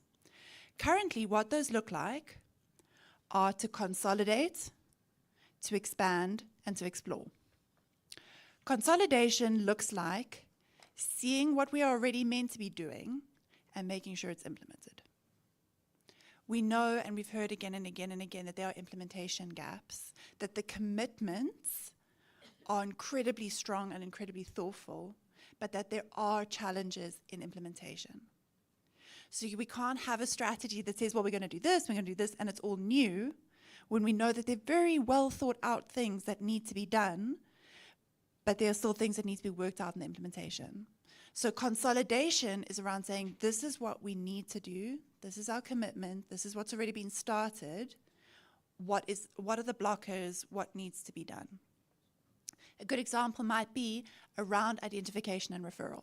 It's already there, it's already something we're meant to be doing, it's already something we're doing in part, but it needs to be strengthened. Expand is about saying, okay, in line with those graphs that show that there's a changing need, in line with what partners have brought to the table in terms of incredible programming and research insights, what are the key things that need to be expanded? So if we think about, for those of you who've ever worked in social protection, you can speak about like vertical expansion of programs, but also horizontal expansion of programs. So what needs to be expanded? And an example here might be that there are really great models for supportive supervision that we know have come from health, they've been piloted in education, and they may well be expanded. So it's providing supportive supervision to people who are implementing psychosocial support. And the final pillar is to explore. So any strategy needs to have a little bit of agility built in. As Sebo and her colleagues will tell you, there are incredible partners who have innovative ideas, game-changing, potentially, innovative ideas. And then that can't be the whole of what government does, because innovation means you need to pivot, you need to try lots of new things, but there needs to be a pillar that creates a bit of space for exploration, but thoughtful exploration. And so what the strategy will probably do is articulate a couple of key areas to say, we will explore. What does this look like? And an example might be, what does age-sensitive PSS look like when it comes to mental health? We'll be open to doing lots of innovative things as long as it's about finding out how age sensitivity works in mental health or digital. And I think that's come up a lot today in the earlier sessions. There is a need to be open to seeing how this works. It can't be the all of everything, but there's a need to be open to it. And so as things stand, no. It's just gone. Just shut me off. But as things, oh, there we go. No. Is it me? Where we are is that most likely the pillars will have the consolidate, expand, and explore. And over the 5 years, in order to achieve those 4 commitments, we will use these 3 pillars. And likely there will be 2 learning loops, which means that somewhere in the middle you stop and you say, okay, are we on track to achieve what we said we would do? And at the end you stop and you say, well, is what we said we would do the right thing? And ultimately all of this is trying to get towards that one ultimate vision of the sector of thriving, not just surviving for all. So, thank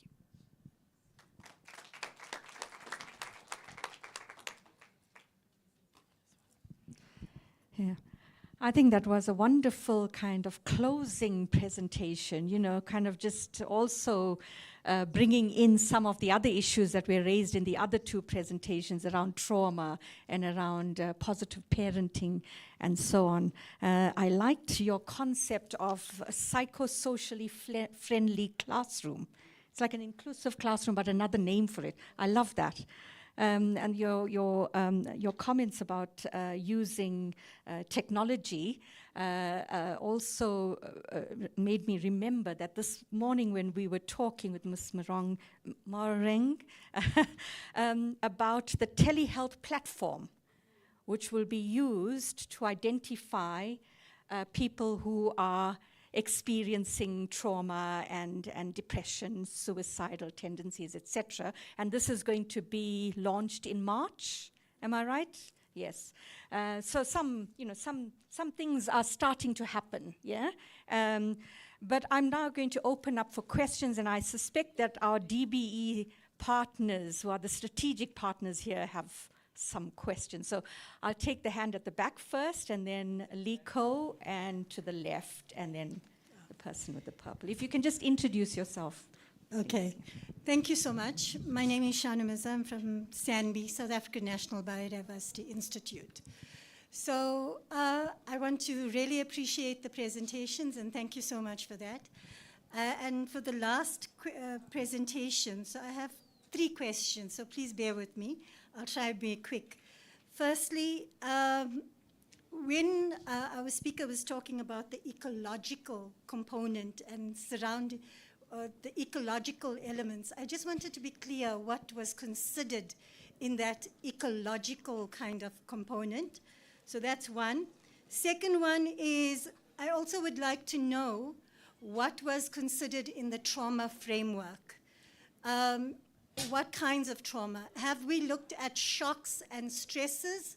For example, linked to climate change, we know we have lots of children that, for example, have experienced flooding, heat waves, etc., whose parents are now living in community centers with multiple people in it.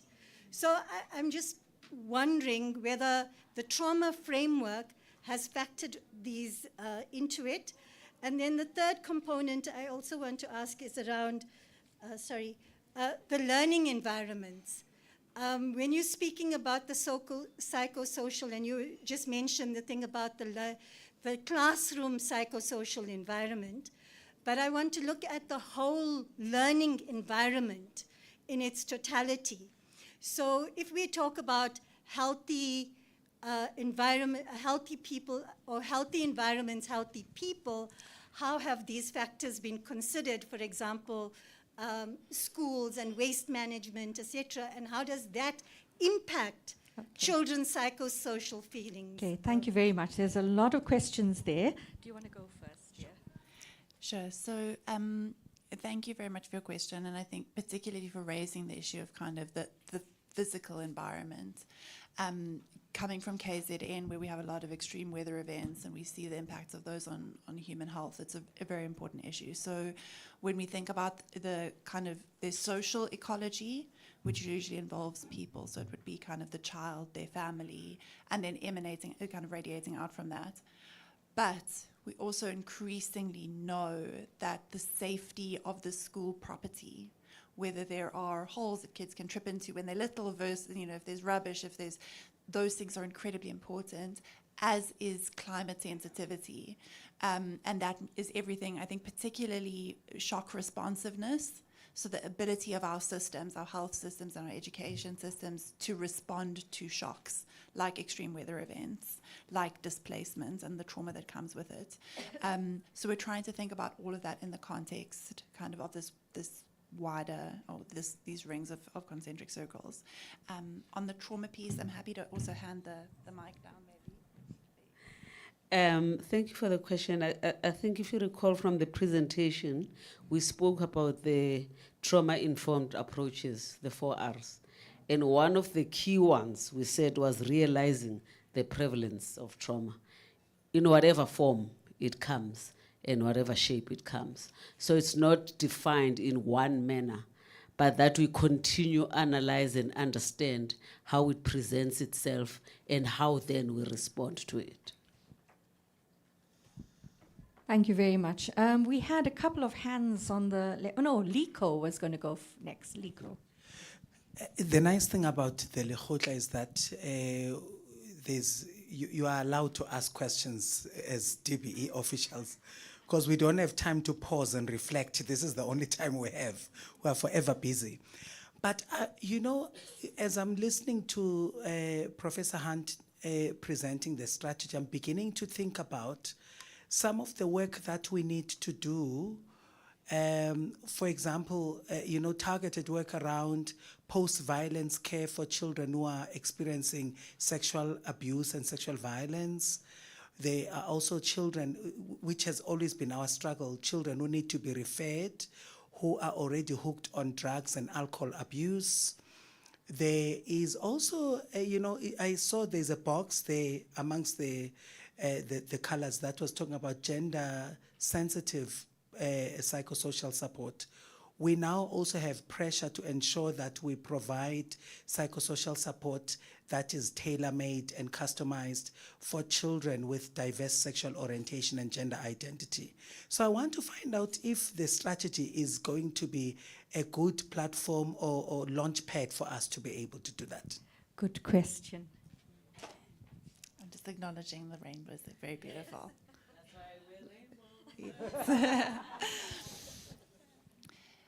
Yeah. So to the question on gender-sensitive approaches, I think it's really interesting. And a lot of the consultations, people were speaking about the pendulum swing that you spoke about, which is that we knew it was really important to be gender-sensitive, and it was so glaringly obvious how it was manifesting with girls.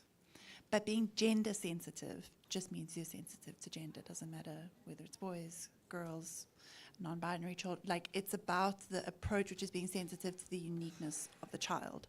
And I think that that's the way the PSS tends to approach things too, is that all children have needs. Some have more needs, some have fewer needs. That's kind of the UNICEF framework and way of thinking about mental health stuff. It's also quite non-stigmatizing. Everyone has this. Some people have more, some people have less.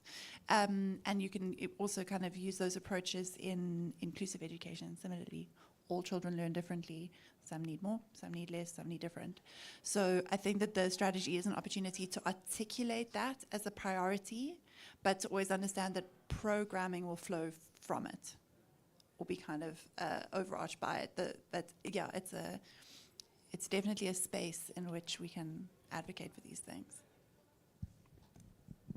Thank you. We have 5 minutes left, and we take some questions on this. I think there were some hands here as well. Yes, that's right. There was somebody at the back first, and then the lady in the purple. We can go with the lady in the purple. It's fine. Yeah. You can just introduce yourself. You've introduced yourself before, haven't you? Yeah, no, I'll introduce myself again. My name is Awelani Mamburu from Shanakweb Social Enterprise. And I am just so excited for your presentation and extremely thankful that I find myself here at this time when you do that particular presentation, because it speaks to a lot of things that I am currently doing. I am currently conducting a study, a master's study that focuses on support for educators in the role of identifying learners with mental health related issues. And that presentation was very insightful and answers a lot of questions that I went into the field with and trying to get answers for.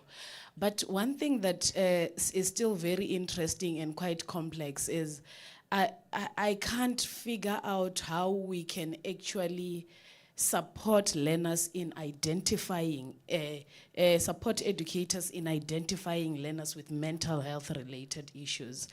Particularly because, one, most educators still feel this is an added responsibility to what is expected of them. And that's a huge theme in the field. They don't feel like this should be part of their role. And then there is an issue of then having to refer. We don't even have clear referral pathway systems within our school systems that actually guide our educators on how to actually refer our learners to other service providers, your psychosocial practitioners and them. So my question is just that, what strategies can we put in place to ensure that we, there's like a beautiful CS policy, today we learned about teaching for all these beautiful policies and strategies. How do we integrate all of these things into our national curriculum that it does not feel like so much and such an added responsibility to what we already expect from our educators? Thank you. Yeah, so I think to the first question around identification, it was actually very containing because I had a call with someone at the World Health Organization the other day, and they were like, we have no idea. The whole world is trying to figure out what do you want to identify and where do you want to send it. So that is a global issue, particularly because we think, if you think about depression as an example, the symptoms of depression that you would usually look for have a different meaning in adolescence and in childhood than they do in adulthood. The threshold of what is disrupting, because in adolescence your developmental tasks are to socialize and to be educated and to potentially not be harmed or, or get really sick or die. Those are your developmental tasks. So when we think about what will get in the way of an adolescent doing those developmental tasks, they can still be emotionally labile, up and down and up and down. That's fine. That's actually normal. Hormonally, it's to be expected. For an adult, your developmental tasks are very different. You have to look after small children. You have to have a job. You have to do all of these productive things. So those same things are no longer developmentally appropriate. Those same symptoms disrupt your functioning. And so you have to have sensitivity to that, but it is a pressing global question. We don't really know what is the threshold at which we want to say this is a case. So that's the one piece. And then just quickly, in terms of those referral networks, I think that some of the work that's been done in the Western Cape sounds really promising around, on a school-by-school, district-by-district basis, mapping resources. Because, if you're going to screen, if you're going to identify, you need to intervene.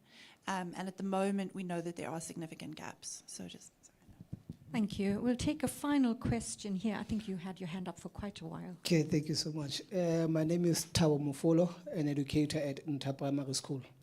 So, as I was still paying attention to the presentation, I'm aware that the study was conducted from 2016 till 2021. So my question is based on the COVID-19, to say what was the impact of COVID-19 in the study itself? Thank you. So that data, absolutely. So it's pulled from IHME, and they aggregate their data from lots of sources all over the world. So absolutely, COVID would have had an impact for two reasons, partly because we know it's very stressful for people, and that had kind of mental health sequelae in a variety of different ways, but also because there was a recognition that it was stressful for people, and so some of the data systems got better in response to that. So you might expect that in the next few years you would see a slight tapering down, but generally the trends and prevalence are that people are more distressed, crudely speaking. Thank you. I think we have the last question. We're running out of time here. Okay, thank you, ma'am. Good afternoon, colleagues. My name is Bonolo Kamanyani, Northwest Department of Education. Mine is more of a comment, ma'am, than a question, so you won't necessarily have to respond to me. I've heard one of our colleagues there talking earlier on about all these policies that are there, CS policies and all the policies that you can mention. Now, my take is that I think one of the solutions moving forward is this intersectoral collaboration. We need to collaborate internally, even before we can go outside and call other stakeholders.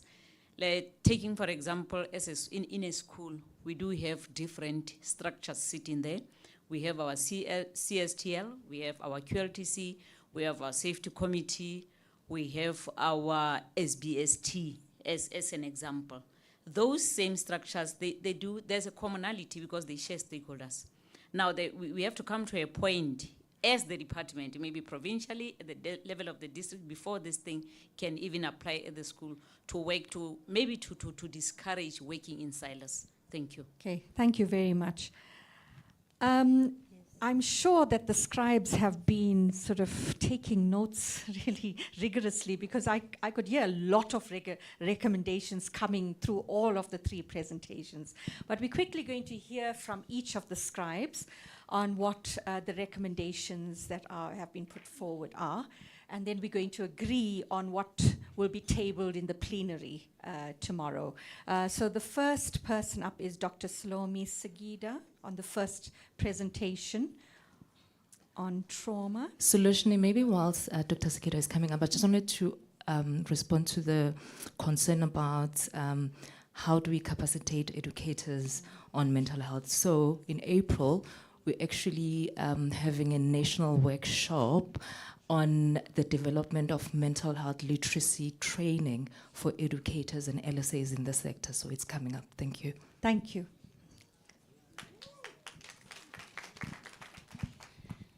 Ndima Siari, Urini Watu. I'd like to greet in my language. Good afternoon, colleagues. So mine is a very short presentation on the highlights and the recommendations from the presentation that I was scribing.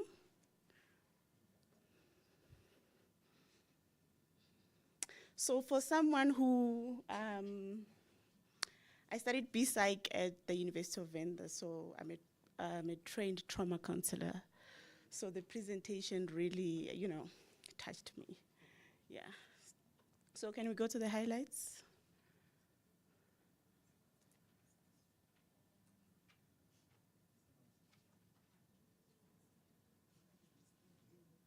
Highlights.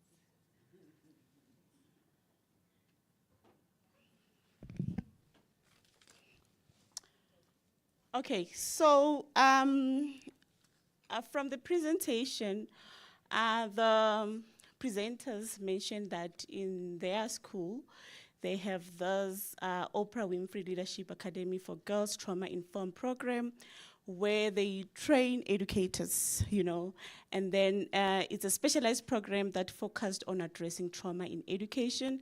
And they also mentioned the 4 R's of trauma-informed approach, which is realizing the prevalence of trauma, resisting organization of culture and system must resist re-traumatization, recognizing trauma and science. They say that we have the capabilities of identifying the traumas, the science of trauma, and then responding by putting knowledge into practice, implementing trauma-informed strategies. And then I liked this, trying to implement trauma-informed specific program without first implementing a trauma-informed organizational culture is like throwing seeds on dry land. So I really liked this. So Sbo, I like what you're doing. Next slide. So they also emphasize the importance of organizational culture. And then this means that without a trauma-informed school culture, intervention will not be effective.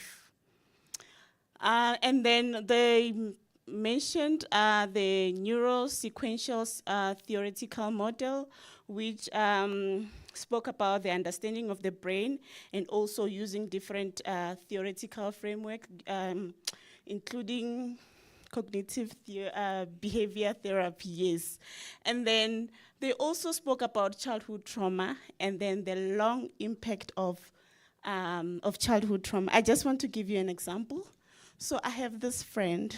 We went to school together from primary school, secondary school, went to the same university. So he studied law. So he's a very rich lawyer now. So we were talking about, growing up and linking it to some of the cases that he's doing. And we spoke about unresolved childhood trauma. This person is a lawyer. So he told me about this other day during Christmas. He was walking around with his friends. His 2 friends were wearing blue all-stars, and he was not wearing an all-star. They met this group of children, and then they laughed at him that he's not wearing all-stars, and his friends are wearing all-stars. Do you know what he did with his first salary? He bought all-stars. He's an advocate. How many years later? But this then tells you the long impact of unresolved childhood trauma, So, and then you ask yourself, what are other impacts of unresolved childhood trauma for learners, for children that went through traumatic experiences? So the advocate has 2 pairs of all-stars that he doesn't wear. Yes. So they also mentioned the science of trauma in the classroom, which is dissociation. You can read there, blank stares, unresponsiveness, confusion. And I'm so happy that we have 4 minutes, oh God. I'm so happy that we have an educator in our midst, because we can talk, but without you knowing what is happening on the ground, And then hyperarousal, rapid speech, emotional outburst. And there's also highlighted research that was done by Dr. Bruce Perry, which highlights the impact of stress, distress, and trauma on learning and development. Next slide.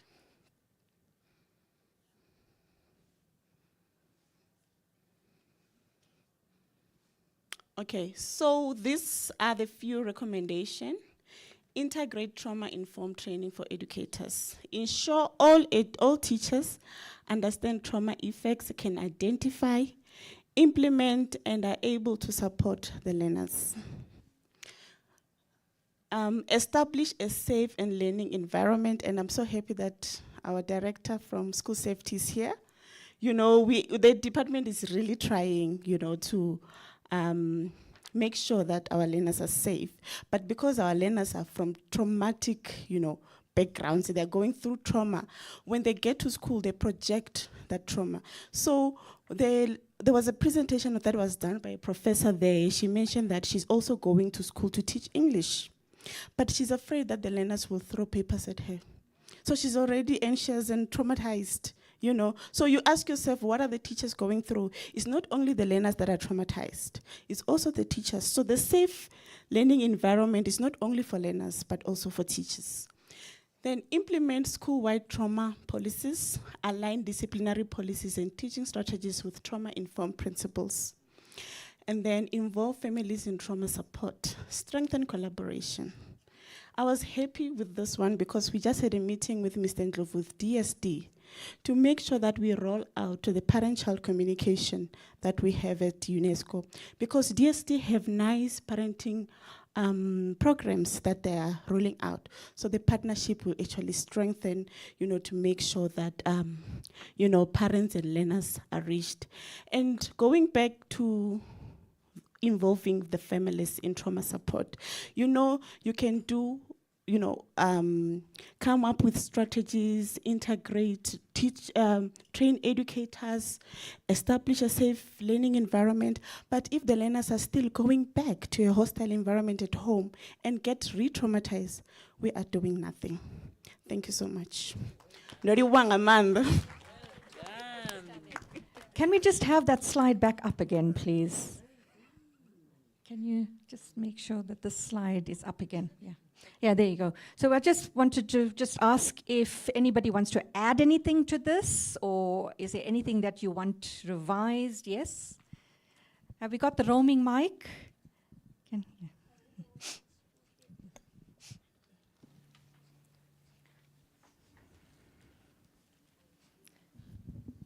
No, thank you, Chair. I thought that we should not forget to mention QLTC. It's very important. The strengthening of the QLTC structures throughout the Department of Education. And we'd also love to see all the stakeholders participating in here, participating in the provinces and in the districts. Thank you very much. Thank you. That's really important. The lady with the green. Thank you. If possible, to add the word restorative to disciplinary policies, so that it's nothing punitive. Yeah, and then just lastly, it's left field, but the source of being able to convey a lot of this information lies within the life orientation classroom. Yeah. I sometimes feel that we are relegating life orientation as a subject to just, here's your add-on. You know, I'm teaching 5 math classes, I've got a free period, let me teach life orientation. Okay. So, yeah. Thank you. Sina? I think what I wanted to say is sort of included in the last point, even though mine was not just about families per se, it was embracing, in terms of what you mentioned earlier on, about what is seemingly an absence of an enabling mechanism for collaboration. We know we sing collaboration all the time, that we have to collaborate, but I think I would like to see an office somewhere, I don't know whether it will be in the DBE or wherever, which is actually an office that enables collaboration across stakeholders. That's a good point. Yeah. One more. I'm mindful of the time. I would love to end this just before 6 o'clock. So, a comment here. Yeah. Oh, sorry. No, I just wanted to say I really appreciated your point about not only training teachers but also other education support staff, and I think principals are also incredibly important. So I would suggest adding that to the first part. Thank you. One more.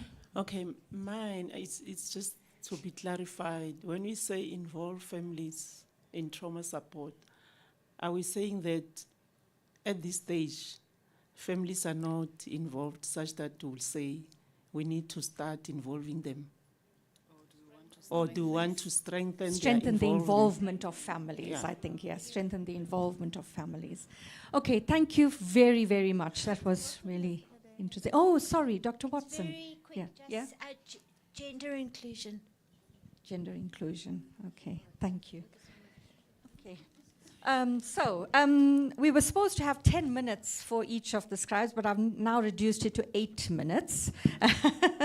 We'll go next with Dr. Christina Zamiri for the second presentation on positive parenting.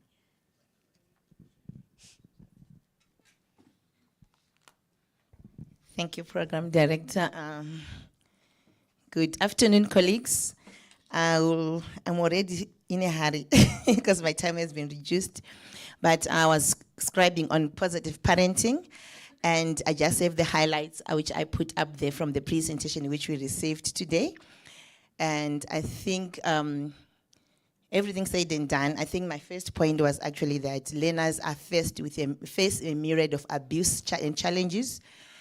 And from the presentation, we got that there are adverse childhood experiences and adverse community environments, which range from poverty, depression, drug and substance abuse, violence, sexual, physical, emotional in brackets, intimate partner violence at home, and community violence at large.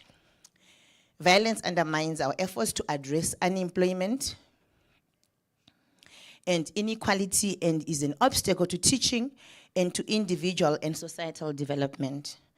Violence at home and in the community